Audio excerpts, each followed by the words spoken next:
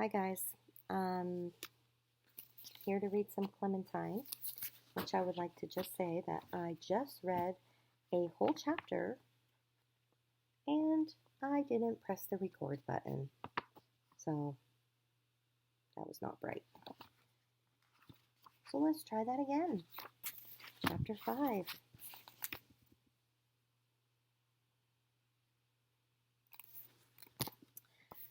As soon as I got home, I started watching for Margaret's feet. From my kitchen window, I can see the sidewalk in front of the lobby doors. Since I have memorized all the shoes of everybody who lives in the building, I always know who's coming in or going out. I might be a detective when I grow up. I waited and waited and waited, which is the hardest thing in the world, especially when you have a hot head, which I did, because my mother made me wear a winter hat so she didn't have to look at my chopped off hair. Finally, I saw Margaret's purple sneakers, and I ran up to meet her in the lobby. Let me see. Margaret pulled her lips out of the way so I could see all of her teeth. Margaret's mouth was the most beautiful place I have ever seen.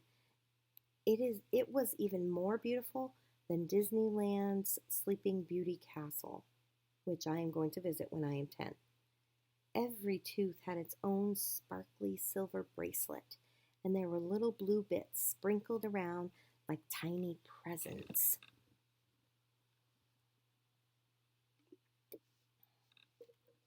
They're rubber bands, Margaret said. Every month I'll go in and get them changed, and they'll give me different colors, whatever I want.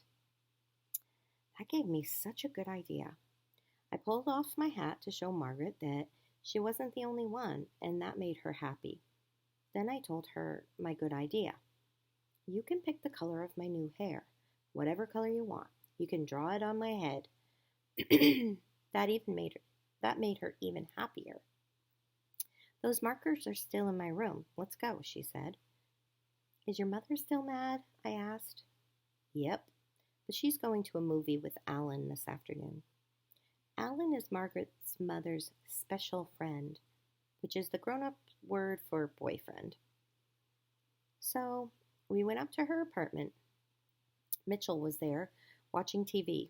When he saw my hair, he grabbed his chest and fell off the couch, pretending to have a heart attack. Then he smacked his forehead and said, You guys are unbelievable, absolutely unbelievable. Even though he's older and doesn't have to be nice to us, I think he likes me. Margaret glared at him.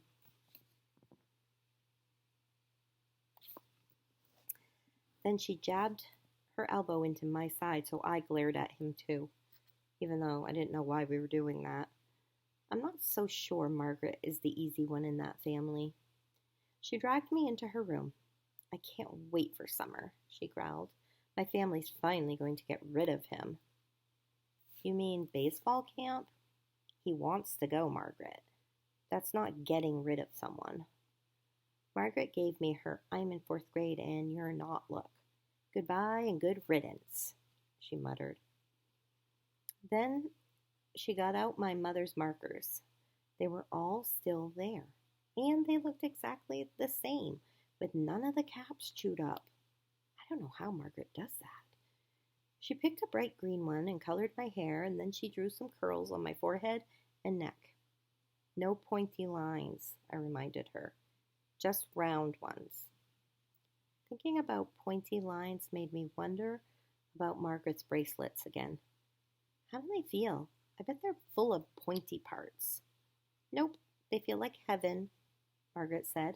No pointy parts at all. They are soft as rabbit ears, baby rabbit ears. Too bad you can't have them. She kept her lips stretched out of the way to show her teeth the whole time she talked. It was kind of hard to understand her. Try it. Try pulling your lips out. It's kind of hard to talk this. Oh, it's not too bad. Kind of hard. You try it.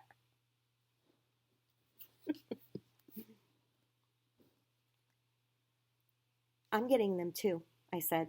Next week. Then I pulled my hat back on and ran to my apartment quick to make this be a non-lie. I need bracelets on my teeth, I told my mom. They're beautiful and they feel wonderful.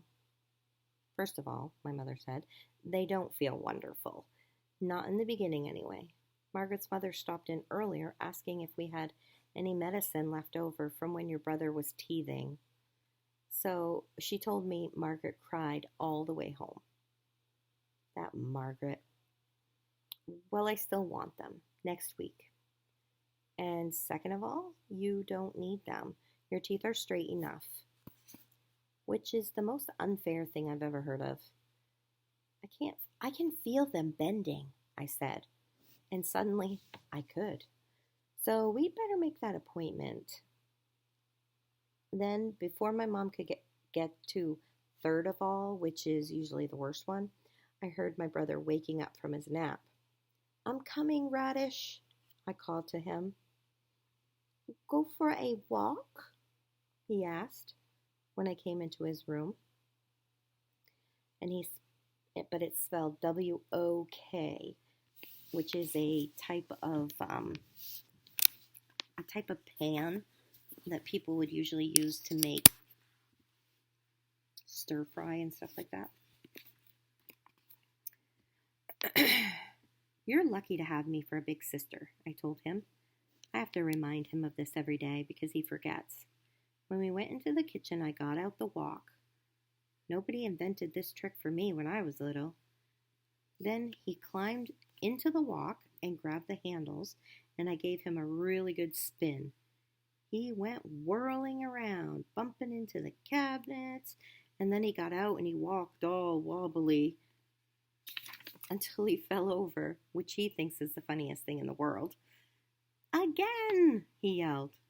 But I didn't spin him again because he throws up on the second spin and somebody has to clean it up, which is N-O-T, not me. This is called being responsible.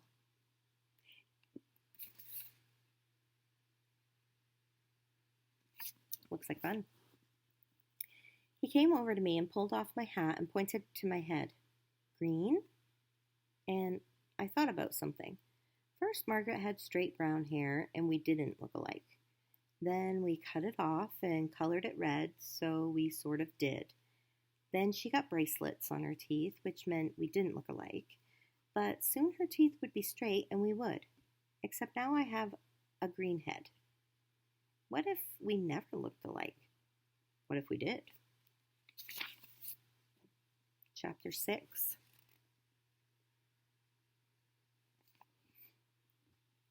Thursday morning, I woke up with a spectacular full idea.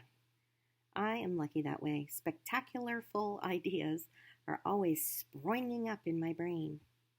The secret thing I know about ideas is that once they spring into your head, you have to grab them fast, or else they get bored and bounce away. So I called Margaret and told her I had a good surprise for her, and we needed to sit in the back seat of the bus. It's unfair that sometimes even spectacular full ideas don't work out. It's also unfair that the bus drivers are allowed to send you to the principal's office. Uh-oh. Now what did she do? It's not my fault, I explained to Principal Rice before she could say any of those Clementine why did yous. Margaret has very slippery head skin. Mrs. Rice fell into her chair hard. She clapped her hands over her ears and squeezed like her brains were trying to jump out. Part of me wanted to see something like that, but most of me said, not today, thanks. Margaret's slippery head skin is not the problem, she said. The problem is that you tried to glue your own hair onto Margaret's head. You've been having lots of problems this week. First, you cut off Margaret's hair, then you colored her head. Yesterday, you cut off your own hair, and colored your own head, and today this. Clementine, what's going on between you and Margaret? How do you spell nitrogen? I asked Mrs. Rice. But Mrs. Rice just spelled nitrogen. Oh, excuse me. Sometimes grown-ups get distracted if you ask them school things. But Mrs. Rice just spelled nitrogen for me and went right back to the Margaret thing. Are you angry with her? No, I said. Okay, fine, I yelled it. But I didn't know I was going to yell it, and I couldn't stop my yelling voice. Here is how good of a friend I am to Margaret. I am not even mad at her for last week at my party, even though she breathed on the M&M rocks in the back of the dump truck, which was the best part of my cake. And then she sat on my sparkle glitter paint set, which was my best present, and said it was an accident, but I don't think so.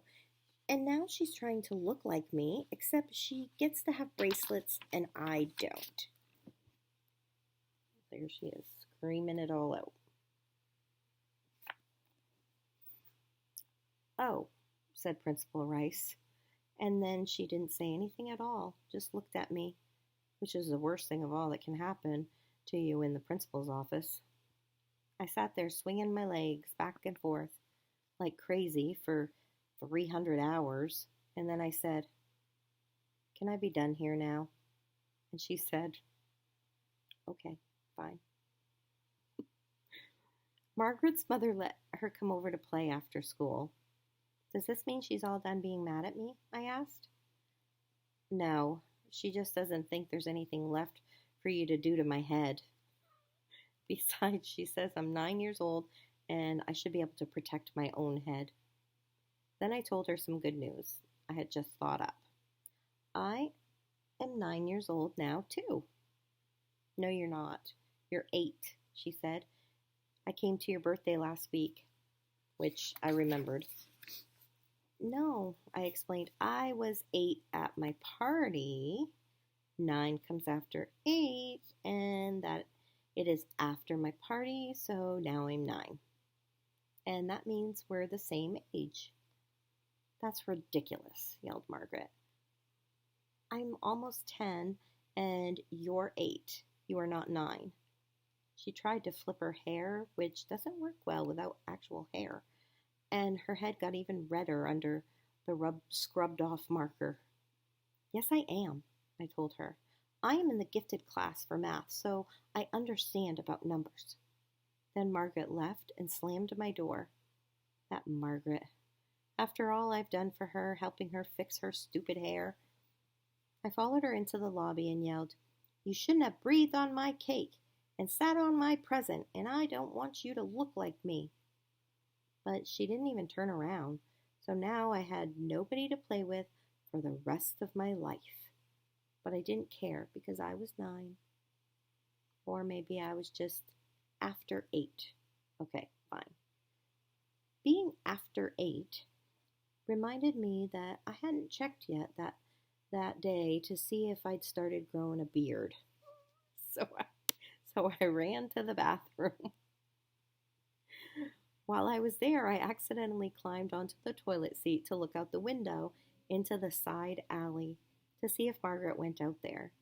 I didn't see her, but I didn't care, especially when I looked in the mirror and saw that I had started growing a nice brown beard on one cheek. "Hey, Bill!" I yelled. Bill is my dad's for other people name. "Where's your razor?" Dad came skidding into the bathroom so fast I thought his feet might be on fire, but they weren't.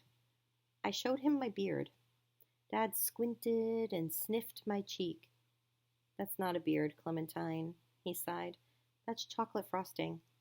As a matter of fact, that smells exactly like the kind of chocolate frosting that your mother put on the cake she made for her book club, which nobody was supposed to touch.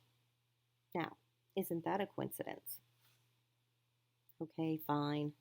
I wiped off the frosting, and underneath was a very mad face. "Clementine," my dad said, "you know girls don't grow beards." What about the amazing bearded lady at the circus? What about that, huh? Clementine, I told you 100 times, you can't grow a beard.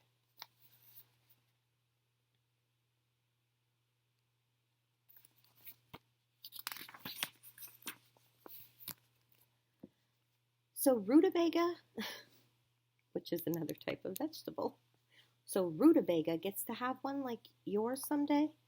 Down to his knees if he wants, and I don't? That's not fair. Which I have told him 100 times. First of all, your brother's name isn't Rutabaga, Dad said. Second of all, well, never mind. Maybe today isn't the time to talk about what's fair. My dad and I looked at my mad mirror face with the green markered top for a long time. I sure am having a lot of trouble with hair these days, I whispered. I know, sport, Dad said. Then he hugged me. Usually he squeezes the mad right out of me. But that time it just mixed it all up with feeling sad and lucky, which was extremely confusing.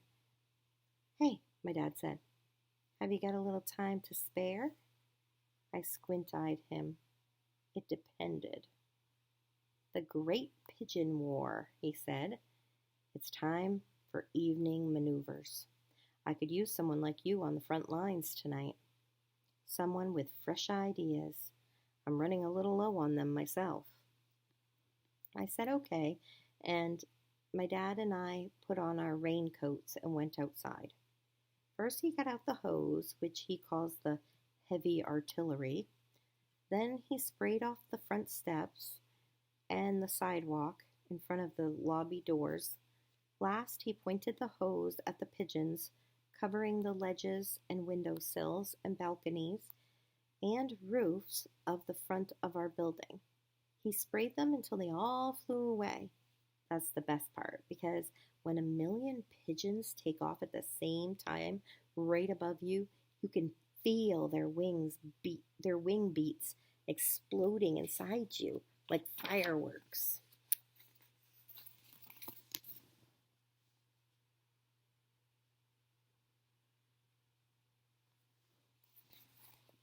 My dad handed me the hose. Want to clean the lion? Which of course I did. The carved lion above the front door has really pointy teeth, which I'm not afraid of because he isn't using those teeth. No, he's using those teeth to protect us. Plus, he's just stone. I sprayed him with the hose until he was all shiny in the streetlights. You know, Dad, I pointed out, it's not really the pigeons you're at war with. The pigeons aren't the enemy. What are you talking about? He asked. It's my job to keep the building looking nice, especially the entrance. You've seen what those pigeons do. Exactly, I said. The pigeons are fine. It's their mess you hate. Well, okay, that's true, my dad said. I'm actually at war with pigeon splat. You got any ideas of how to get rid of pigeon splat without getting rid of pigeons? How about diapers? I suggested. We could wait until all the pigeons are asleep and sneak up and put little diapers on them. Brilliant, my dad cried. See? That's what I'm talking about. I can always count on you to see things from a new angle. I'm glad I'm going to make you a captain. You made me a captain last week for the idea about charging them rent, I reminded him. Well, you can be a sergeant then, he promised. Never mind, I said. Who would change all those diapers every day? Not me. Dad said. Excellent point. Back to the drawing board, sport. Then we just sat together watching the pigeons flock back to our building for the night. We listened to them cooing above us, sounding like 1,000,000 old ladies with secrets. What are we going to do? I asked. I mean, for real.